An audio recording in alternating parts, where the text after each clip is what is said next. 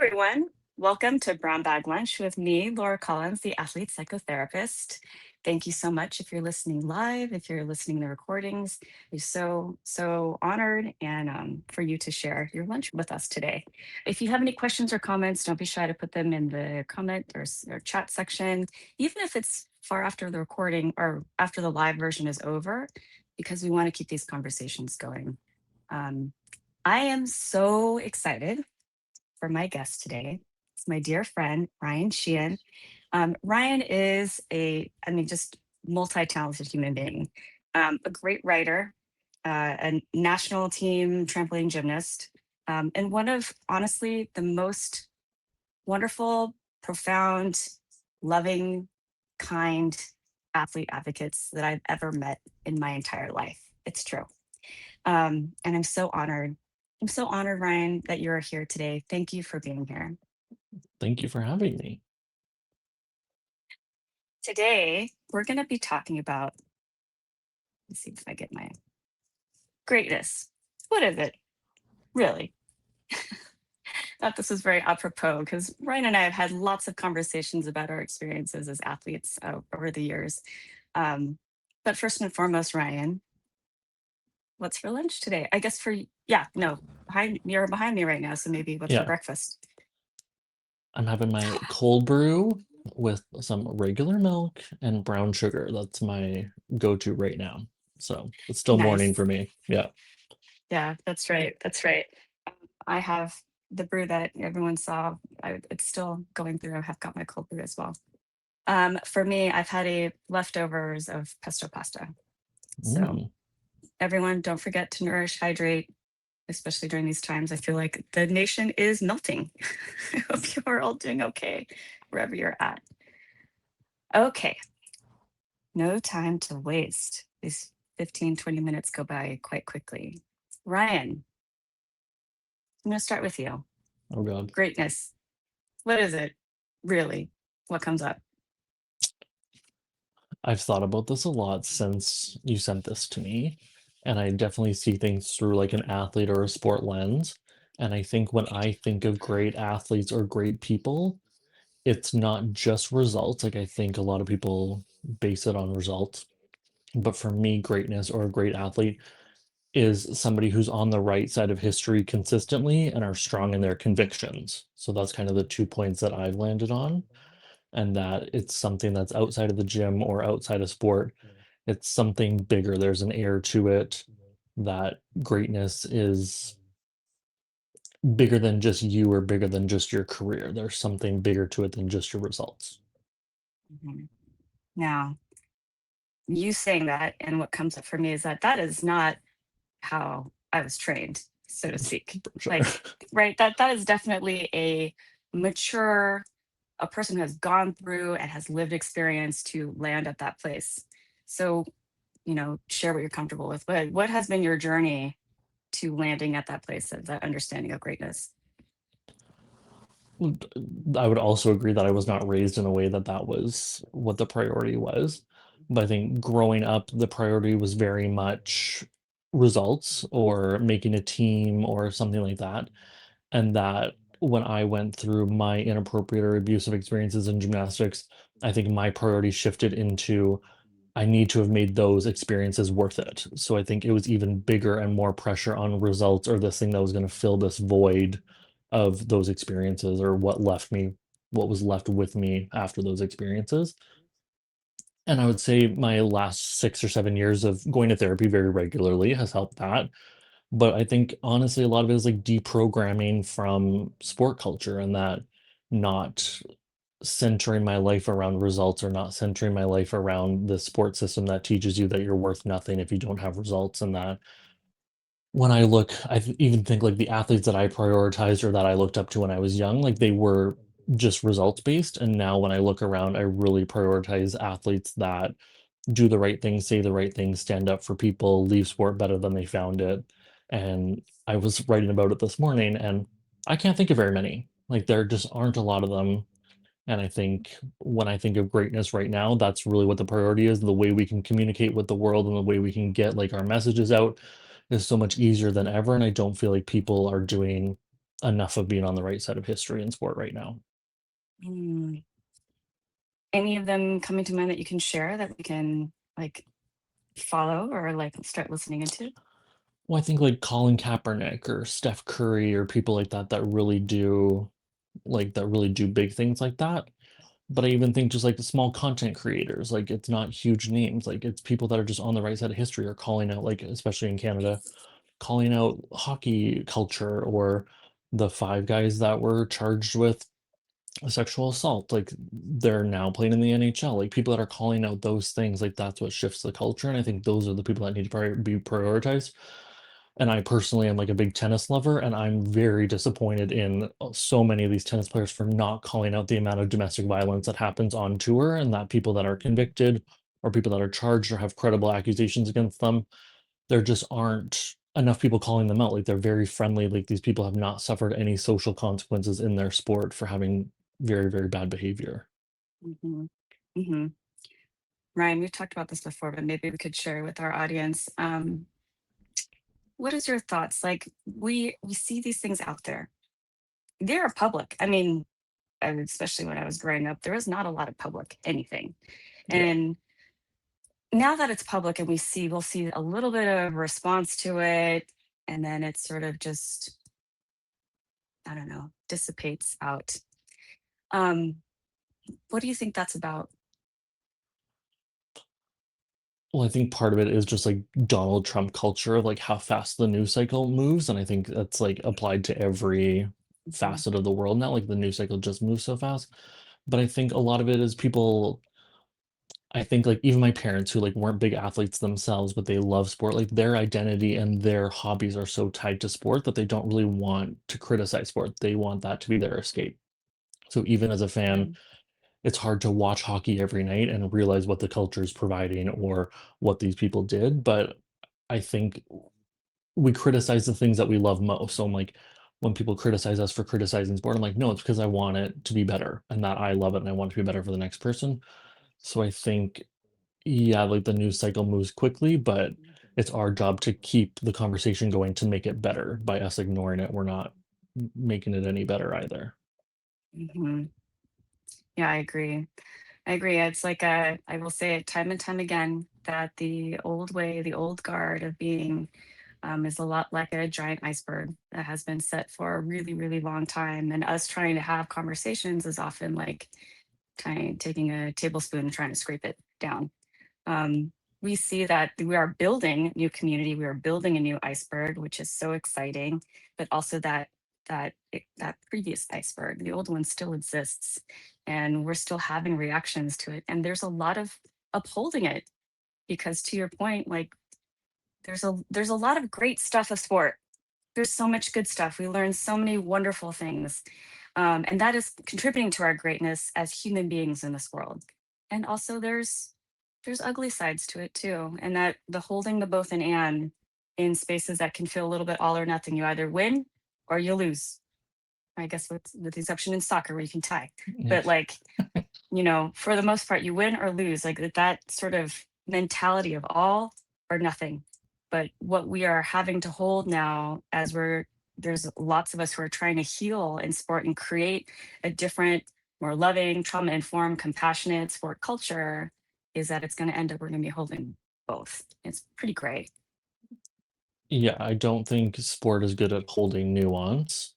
And I think I'm gonna say bad actors, like they hold nuance in saying like that there's a lot of gray area in sport as to what's abusive, what's not. And I don't find that to be true. I find there to be a clearer line there. Whereas like when we hold nuance about greatness or about results or about this all or nothing win lose mentality, like that's where I think we need to kind of focus more on the nuance than what's right or wrong. Yeah. Yeah. What do you say about that? Like we've talked about this before. And just what is that line? What is that line for you and your understanding? You are still in very much in your sport. I've been out for a few decades now. But what does that mean for you as being a gymnast who has been in it all this time and seeing this with this lens of, a very mature, very loving, very different. definition of greatness versus how we started. Being in it now, what can you say about coaching? What can you say about like what is that line between, as some people would say, call it coddling, some people would say Right. it's too soft. We're creating soft people in this world, not just athletes. And then other ones are saying it's too harsh. What would you say is that line that people can be looking out for? Well, I would first say that my line has changed over the years, certainly, and I think doing my advocacy and going to Ottawa for those couple of years definitely shifted what my line is. But I still catch myself, and I feel like I'm educated in this space and that I would say I have a progressive view on it. Like, I still feel like my line is too far. Like, what I'm willing to do for me personally, I feel like is too far still. But when I see it through somebody else's lens, like when I see my cousins play soccer or something like that, like I have a very clear line of what it is. But I just think it's the part that I struggle with is that I feel like we have very clear lines in schools of what's appropriate, what's not appropriate, what those relationships should look like, what they don't look like, what's abusive, what's not, and that there's like this big, like very clear rules and cultural norms around that that we don't apply to sport. But to me, the relationships are very much the same that I spent more time with my coaches than I did at school. So they're Mhm. teaching me, they're keeping me safe, they're teaching me about the world. In a lot of ways, our relationship is a lot closer. They're spotting me, they're touching me, do you mean like there's even more relationship there than there was with my teachers? So I think even if we just kept the what's normalized in schools or what those rules are, I think that's like a really good baseline. And I don't get how people can separate that or like keep those two things separate, that there's a norm at a school, but that we don't apply those same norms in a sporting context.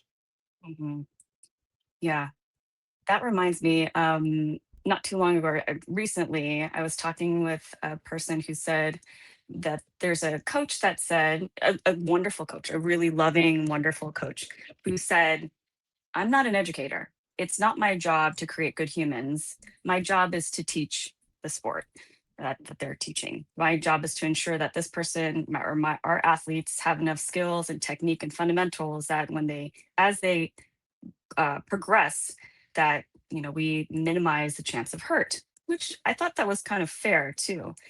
Yeah. But what we're talking about, what you've just shared, is that we're now comparing coaching to education. Sometimes you're talking about that they have to be aware, not that they're mental health therapists or anything, but just being more aware that kids might be going through stuff or athletes might be going through stuff, um, in a mental and emotional way as well. What do you think about that? Like, my job is to teach the sport and not necessarily be an educator.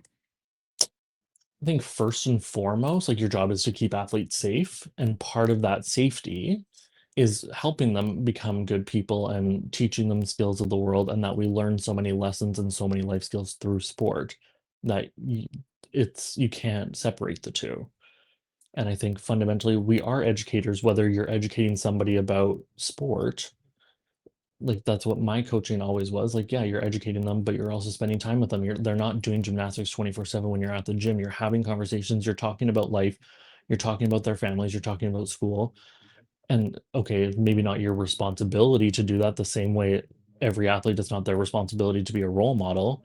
But if you have the opportunity to make people better, isn't that your job to take it? Yeah. Yeah. I was also thinking as well, like the mental performance, just if we want to even take the quote unquote emotional piece out of it, and we talk a lot about mental performance, being in the mindset to be able to do things, you can't separate one from another. You can't just be like, I'm just going to focus on the physical and train my body to do X, Y, and Z, and then not think that your brain is going to be siloed from that. So to that point, I guess I'm saying I disagree with that person too. I mean, I think that we're all educated. Once we're an adult and we're ever in a role, especially with power and position and authority, that making us like you're partially an educator and